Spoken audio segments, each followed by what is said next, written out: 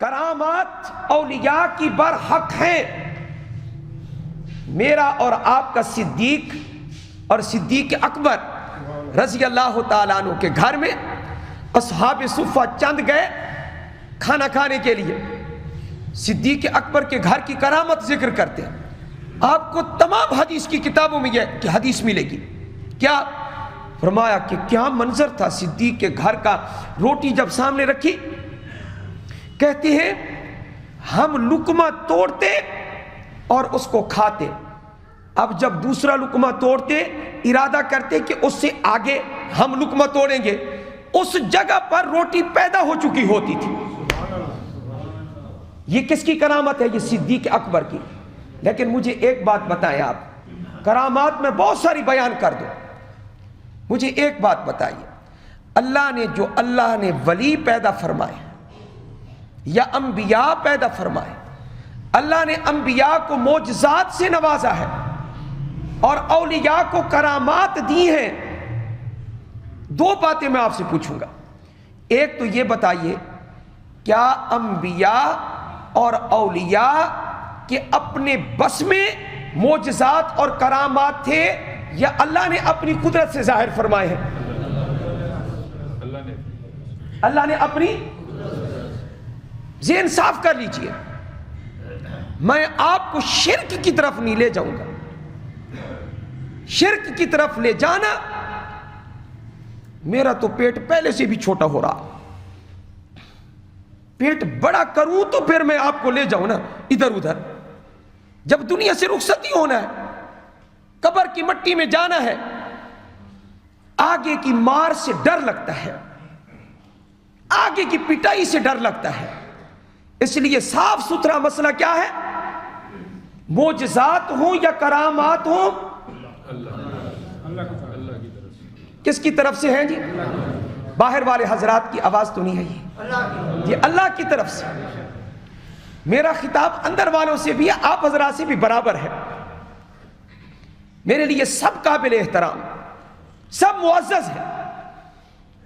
تو عرض یہ کر رہا ہوں, کوئی پیغمبر, کوئی ولی اللہ کی مرضی کے بغیر, اللہ کے حکم کے بغیر کچھ ظاہر نہیں کر سکتا. جو ظاہر ہوا صدیق اکبر کے گھر میں کھانا اور روٹی مسلسل ویسی کی ویسے سلامت رہی. کس کے حکم سے؟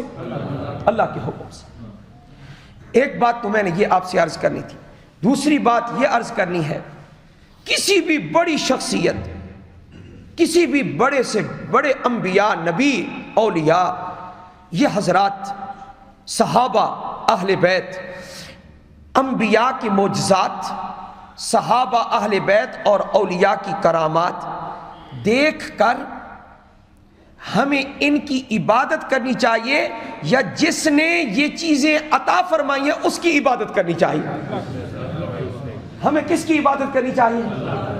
ایاک نعبد, اے اللہ ہم تیری ہی عبادت کرتے ہیں اور تجھ سے ہی. آج جو اس وقت امت کو دھوکہ لگا ہے وہ یہ لگا ہے, کیا کسی ولی کی کرامت کو ذکر کر کے کہتے ہیں میاں اور کدھر جا رہے ہو, اس ولی سے مانگو. نا نا نا نا, ولی سے نہیں مانگنا. ہاں جی, کس سے مانگنا ہے؟ صرف ایک حوالہ, سورہ انفال پہلا رکوع ہے, غزوہ بدر ہے. آئے ہائے ہائے, غزوہ بدر میں یہ قرآن پڑھے ہیں, یہ قرآن مجید پڑھے, اٹھا کر دیکھ لینا حافظوں کی تعداد کافی ساری بیٹھی ہے.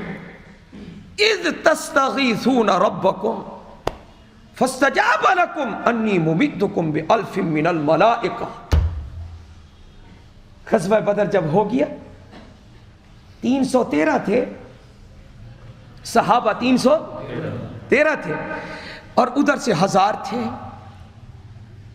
تم میدان بدر میں کیا کر رہے تھے؟ صحابہ کو اللہ نے فرمایا میدان بدر میں کیا کر رہے تھے صحابہ؟ اذ تستغیثون ربکم, جب تم اپنے رب سے مدد مانگ رہے تھے. جب تم اپنے, ایک بات میں ناراض نہیں ہونا, ہمارا غوث اعظم صرف اللہ ہے. غوث اعظم نہ نہ نہ، میں تو ملاوٹ نہیں کر سکتا، صاف ستھرا مسئلہ ہے، میری روٹی، میرا پانی، میرا کپڑا، میرے اخراجات اللہ، مفوض اللہ۔ کس سے مدد مانگ رہے تھے صحابہ؟ صرف اللہ سے۔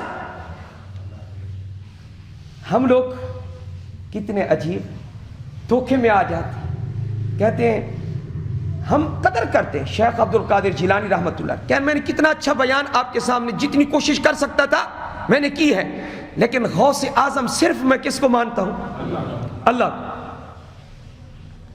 اگر غوث اعظم اللہ کے علاوہ کوئی دنیا میں ہوتا وہ میرا محمد ہوتا صلی اللہ علیہ وسلم۔ اور پھر اللہ تعالیٰ یوں فرماتے ہیں جب تم اپنے غوث اعظم محمد سے مدد مانگ رہے تھے، اللہ نے یہ نہیں فرمایا، اللہ نے فرمایا محمد بھی تمہارے اندر موجود تھا، وہ بھی مجھ سے مدد مانگ رہا تھا، تم بھی مجھ سے مدد مانگ رہے تھے۔ محمد بھی کیسے مانگ رہا تھا؟ حضور فرما رہے تھے یا حی یا قیوم برحمتک نستغیث، یا حی یا قیوم، اے وہ ذات جو ہمیشہ سے زندہ ہے، ہمیشہ کے لیے زندہ ہے، سب کو تھامنے والا ہے، اے پروردگار تو ہماری مدد فرما۔ ہمارا نبی بھی کیسے مانگتا ہے اور ہمیں بھی کیسے مانگنا چاہیے؟ ہمارا غوث اعظم۔ وآخر دعوانا ان الحمدللہ رب